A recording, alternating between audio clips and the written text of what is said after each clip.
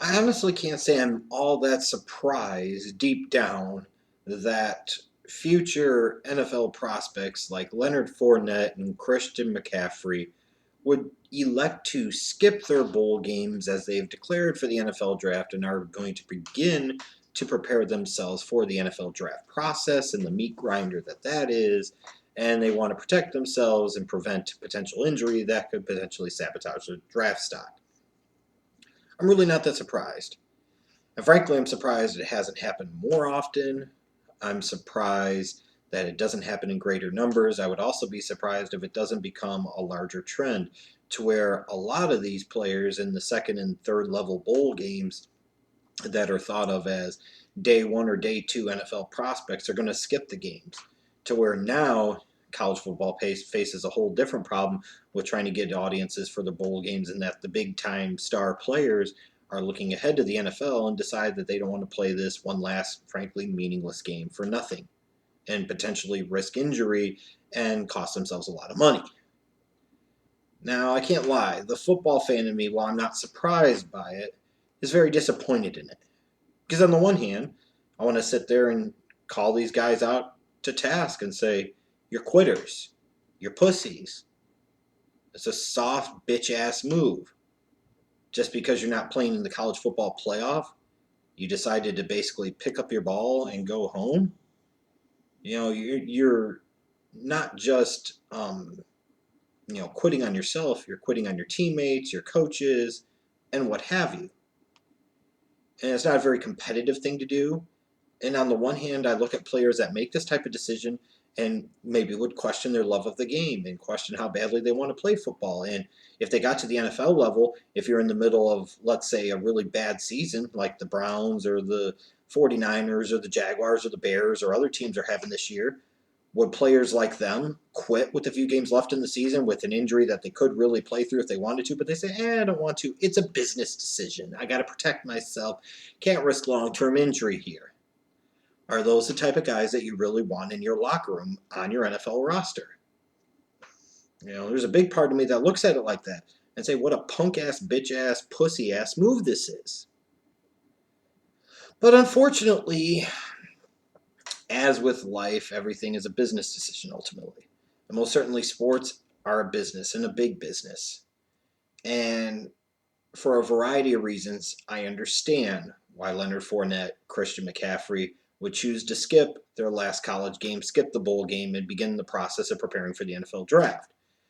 First you look at the example of Jaylen Smith, a guy that for all intents and purposes was staring down the barrel of being a top 10 pick in the 2016 NFL draft, maybe a top 5, top 3 pick, who the hell knows. But he was going to go in the first round, he was going to go very high. But instead, what happened, he played in a bowl game against Ohio State. Taylor Decker kind of cheap shotted him, and Jaylen Smith tears his knee to all hell, including getting some nerve damage on top of the ligament tears. And who knows if and when he's ever going to play in the National Football League, and if he does, to what level. What we do know is that compared to where he potentially could have been drafted and where he actually was at the beginning of round 2, that injury cost him effectively anywhere from $10 to $20 million of guaranteed money. We're not talking about chicken feed or chump change here.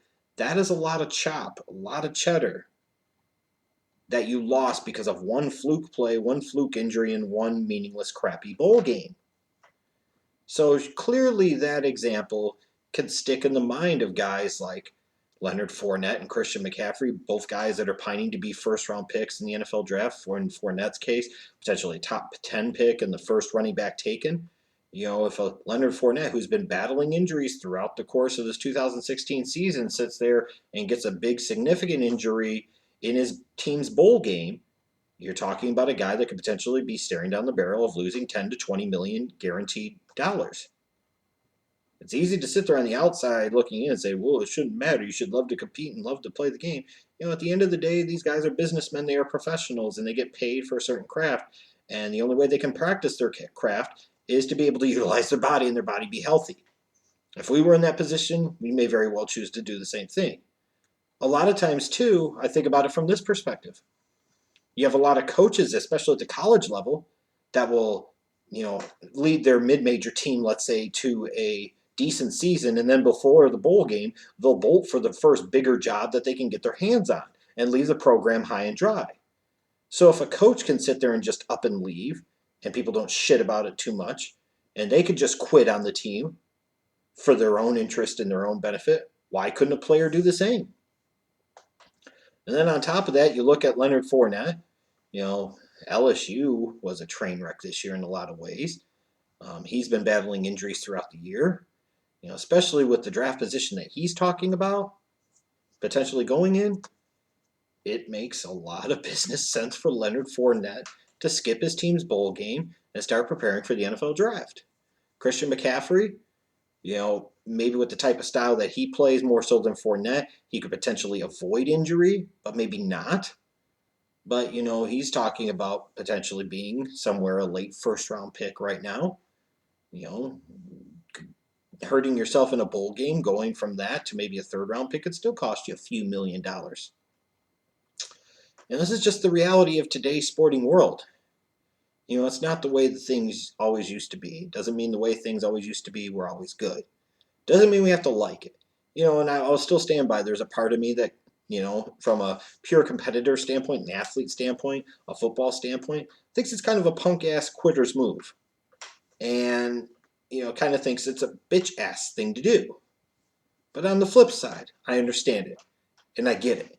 And if I was in these guys' positions, I ultimately would do the same thing too. Because how could you not?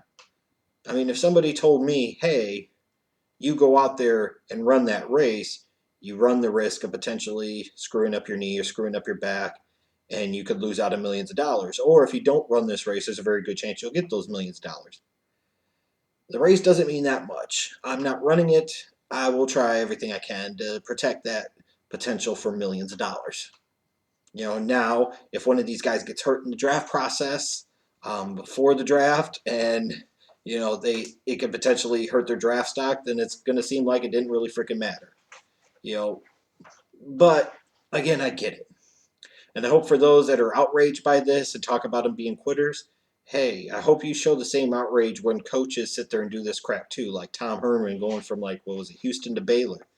You know, if his team's in a bowl game, he ain't sticking around for the bowl game. Same thing with a lot of these offensive and defensive coordinators when they get their first crack at a head coaching job. They can't wait to leave. Screw the bowl game. And frankly, who gives a shit about a lot of these bowl games anyways? It's just another avenue for the NCAA to profit off of these amateur athletes. Sure, they're getting their scholarships and they're getting subsidized housing, you know, through the school and everything else. But you know, if we want to take it based off of the amount of money the organizations and the schools make compared to what the athletes get in return, you know, they're making poverty level type of wages. Let's just call it as it is. So for Leonard Fournette, Christian McCaffrey, I don't necessarily like it, but it is what it is. I agree with it, understand it, and respect it. They did what was best for them. They did what they had to do. Now, I might not necessarily like the aftermath of this and what's going to come and the potential windfall that's going to arise out of this, but we'll cross that bridge when we get to it. But these guys have to do what they can to protect themselves, because if they don't, who's going to? And especially with the Jaylen Smith example being so fresh in so many of these guys' mind, they'd be foolish to play in their bowl games for really nothing, frankly.